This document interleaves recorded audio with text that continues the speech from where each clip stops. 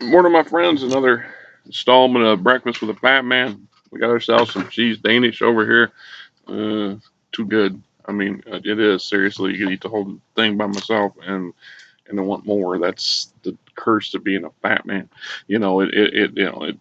For a fat guy, I'm really finicky. There's a lot of things I won't eat, but when I find something I like, I want to overindulge, and there it becomes a problem. That and the pop.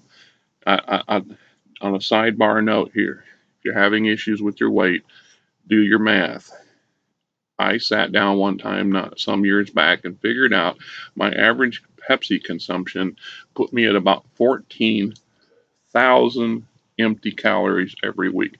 That's 14,000 calories, that I was consuming in sugary goodness. And I forced myself to cut down and then cut down again. I've been gradually heading back up at some point, but I'm fighting the urge. It is sugar is an addiction for some people, and that is why some people are obese. We can't help it. It's hard to fight, and so hence the coffee is a good way to mediate that. When I was younger, I used to wake up and first thing I do is pop a can or a bottle of Pepsi. That shows you how old I am. We used to have it the 16-ounce bottles, and I would drink that stuff all day long, and 8, 9 a day plus big gulps and things like that. There's why the calories add up. The topic this morning is something called murder hobos. I have to admit, okay, there's the curse of being an older person in some aspect.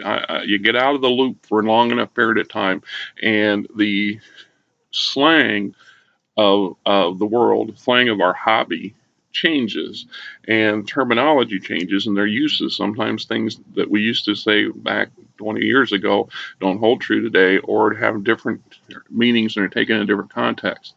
I've seen this term used and tossed around a lot and over the last year. It's mostly in a derogatory term, murder hobos. And just the other day, somebody finally asked a question and got a really good, explanation as to just what these things are.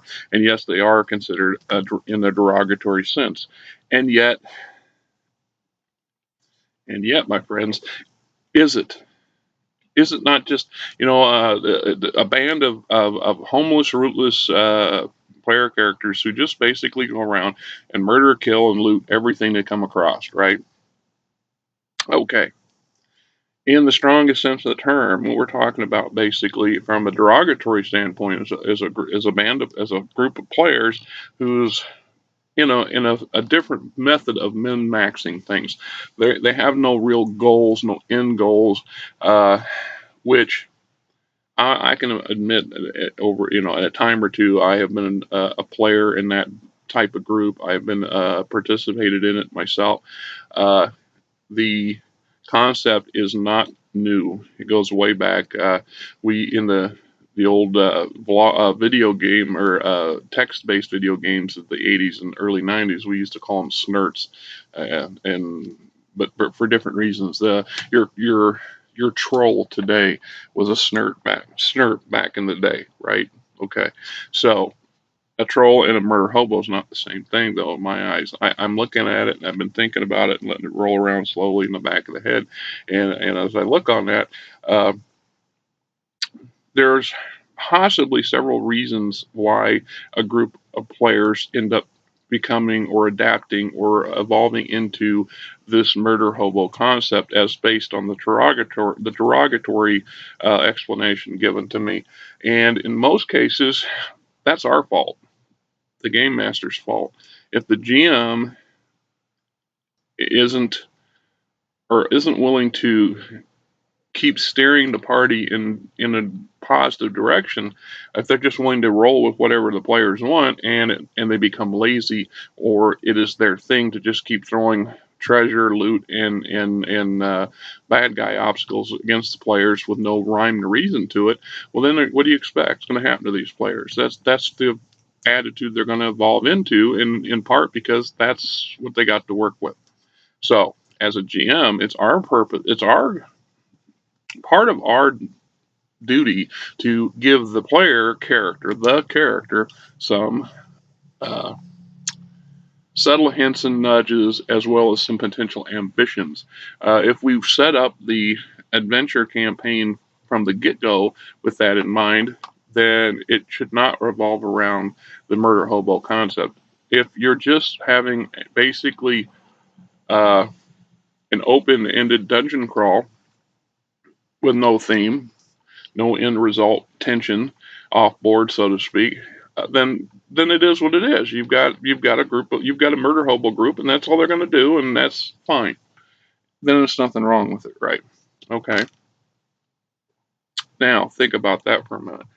On the other side of the coin, uh, if you have a true murder hobo philosophy in the group, and that is their mindset, despite everything you do as a GM, then perhaps, as Dennis Bach and a few others have had implied or said, that perhaps we need to approach them from that angle. Then we are actually not playing the white hat versus the whatevers of the older days, where the stalwart heroic adventurers out to save the princess or save the town or to save the country or to save themselves in some aspects, to right a wrong or to clear the name of their family or their parents or themselves, having some noble reason to do what they do.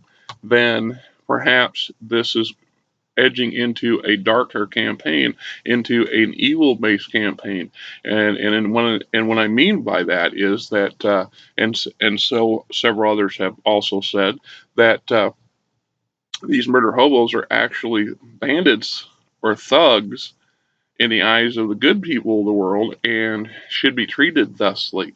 So even in the aspect of the strictest terminology that was put down, that they go around and they kill and they loot pretty much everything they come across. They would, I have to stumble on this a minute. Do they not have a limitation to that themselves? Do they not have a line that they've drawn and they won't cross over? Does this include looting the merchant in the town that they're going to buy stuff from or sell things to?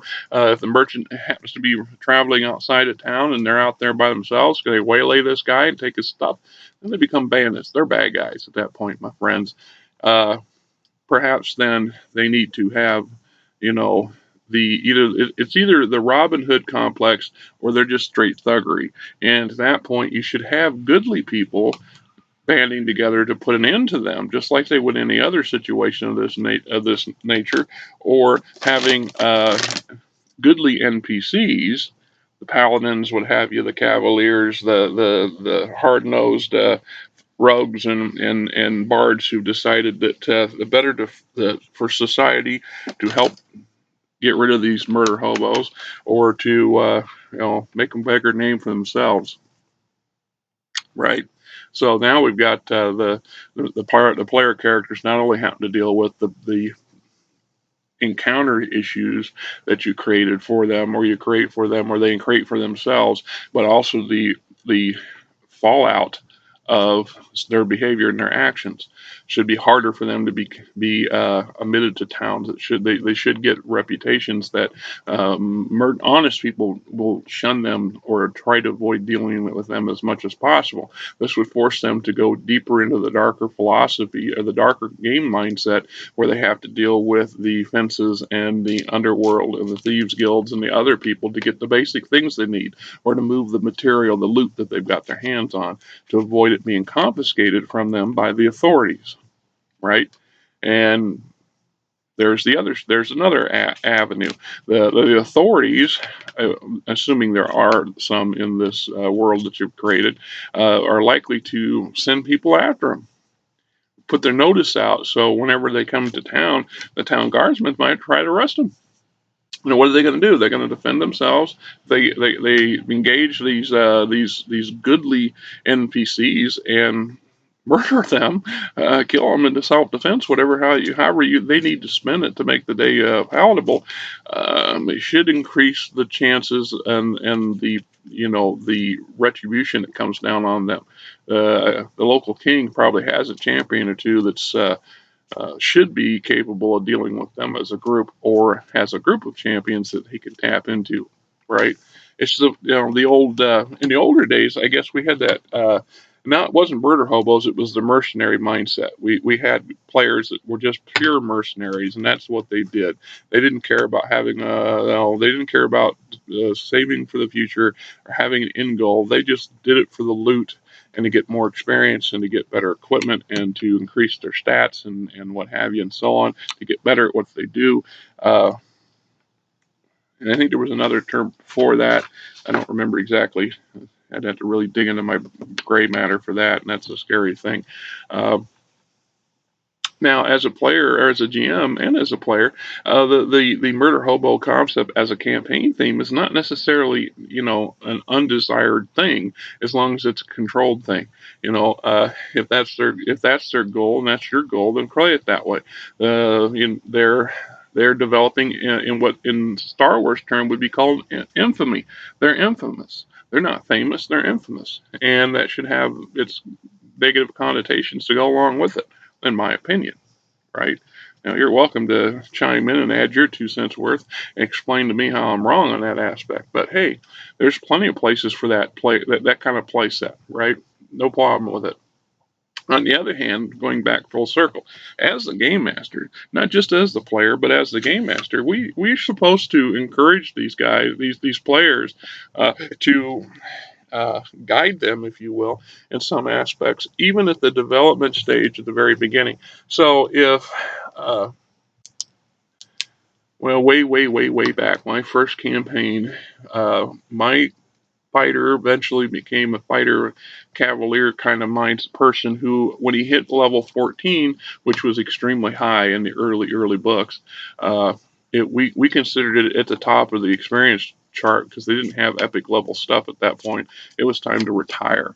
And so he had saved his loot, if you will, invested it to some degree, stashed it like his own little dragon's hoard, and carved out himself basically a small kingdom and developed a kingdom. My compadre, who was a ranger, an elvish ranger, established a big took over a big wooded area on the outskirts of the small kingdom and turned it into his own domain, so to speak.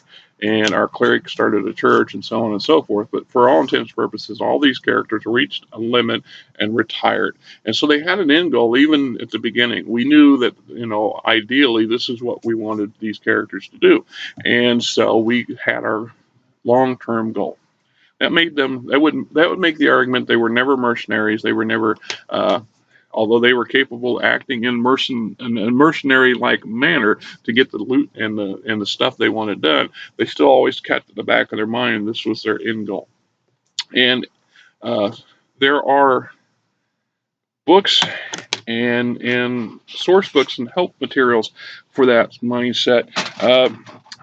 The other side of another layer of this onion, I would think, is that we have, as a GM, a responsibility to find some sort of career path, if you will, for our player characters. What is their ultimate goal, and how can we help them achieve it? And from a perspective of a gameplay, the mechanics, a lot of times that doesn't translate well into tangible material or stuff. On the other hand, there are a handful of classes. Look at the monk as an example. The monks actually has an end goal in end. He wants to be part of this.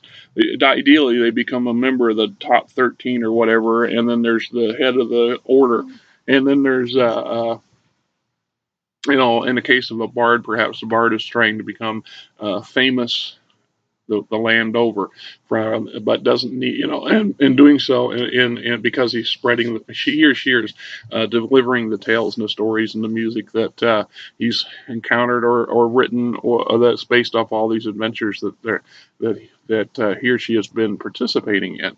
The cleric, in modern terms, belongs to a church or a faith, has a god. So ideally, there's a hierarchy involved, and here is politics behind the scenes for that character that doesn't make it into the group locally too much.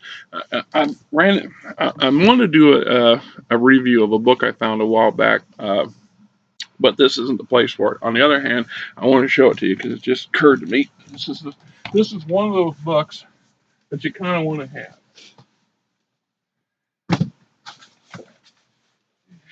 And I stumbled across this at the JCD and Hobby. It's a, lack of a better term, kind of a tool for game masters that goes beyond the standard source book material as we're used to, right? So, and it's also set in Faerun for the Lord of the Forgotten Realms campaign world. So, there is that. But the source material in it, very useful, and it doesn't matter. In truth, it doesn't matter what your genre or what your game genre is or what your game setting is. This core material in this would be very valuable and useful. Written by Ed Greenwood and Eric L. Boyd, called The Power of Faerun. The basic thing here about this book is it's giving you, as a game master, a number of tools that we had to kind of bumble through back in the day because it didn't exist. Somebody came down and sat there and says, how does the things work behind the scenes, so to speak? So we're talking about, order in the court, or so setting up a king's court. How would you manipulate or maneuver? If you're the Game of Thrones fans, it's Peter Baelish's bivouac. He's an ultimate manipulator and court functionary, if you will. And then we've got the field commanders, the Jaime Lannister, the Randall Tarleys of the world.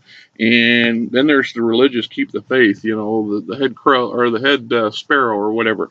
So, what do religious leaders do? Faithful heretics of the church, how to use the leadership feat, playing in the religious game. Then chapter 4 is playing the market, the ultimate merchants. Chapter 5, tame the frontier. This is where go out and literally carve out a new kingdom of your own. Then there's King of the Road. This is a section where you're dealing with, kind of the murder hobo concept, except with a bit more structure, a reason for them being on the road and always going to do. So in this case, what do marshals do? What do marshals do? Heralds, quieter and more mysterious. Nobility and heralds, playing a herald. The high heralds, vigilance, court herald, playing the wandering game, a sample of heralds, blah, blah, blah, rewards, conflicts, ruling the road. So you want to be a bandit king. There's a justification, even as a murder hobo, why you do. Chapter 7, the high level challenges. Chapter 8, the border kingdoms. Chapter 9, how to rule. It gives you the rule, basically the basic rule formula for being a ruler. I mean, I found it and I was glancing and I thought, gee, me Christmas, this is a very useful tool. A lot of what's in here is stuff I've had to learn through literature and study and watching TV series and shows and movies like Game of Thrones. Because if you want to know how the wheels inside of wheels are going to work, you got to kind of have an understanding, the framework of how this stuff works. So we're like here under the end of the first chapter, Order of the Court, advisors and ambassadors, revolutionaries, rampaging adventurers. You're murder hobos, right? In a nutshell.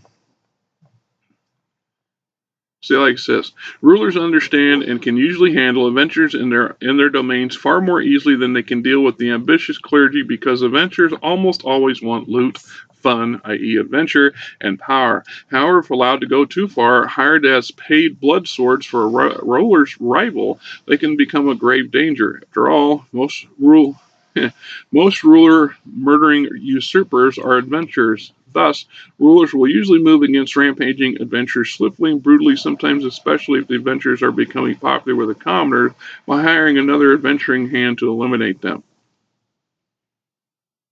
Right there. There's a classic answer to what to do with a group of murder hobos, right? Whether if they've developed out of their own habits, and as a GM, you just have not been able to steer them into a productive path for a background, a post story or whatever that you would like to see for this campaign, then sure, The more powerful they get, the bigger of a problem they're going to be for those who are in power. And most people who got in power or born into power want to stay in power. And they're leery of those up and comers.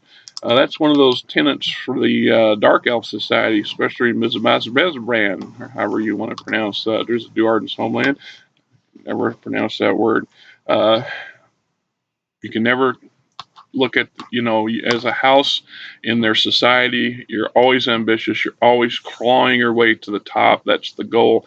And you're looking at those houses above you and trying to find ways to thwart them, to super plant them, or to eliminate them, your house can gain up in its status.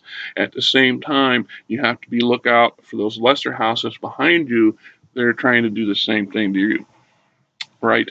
So therein's part of one of those unintentional sidebars or effects of being murder hobos, that there are others who are going to find them as threats, and the players can always argue, well, that's not what we're going to do. We don't care. We'll just move on to the next. Yeah, sure, but those in power, they can't trust that. Only a fool believes the open. I'm gonna say we're just here. We're just passing through. Sure you are. Sure you are. Turns to his spy master and says, you know, you know, and that could be the ending of your campaign, and or a alternate way of twisting the murder hobo concept around to your advantage, and maybe to the entertainment value of everybody involved. So, once again, murder hobos, good, the bad, the ugly, uh, good stuff, right? Good stuff to consider. It's a new terminology. The Fatman learned something new. Welcome things like that, because it brings me a little more in tune with what's going on in the world. Helps drag me away from the holding on by my toenails situations that my real life is in at the moment.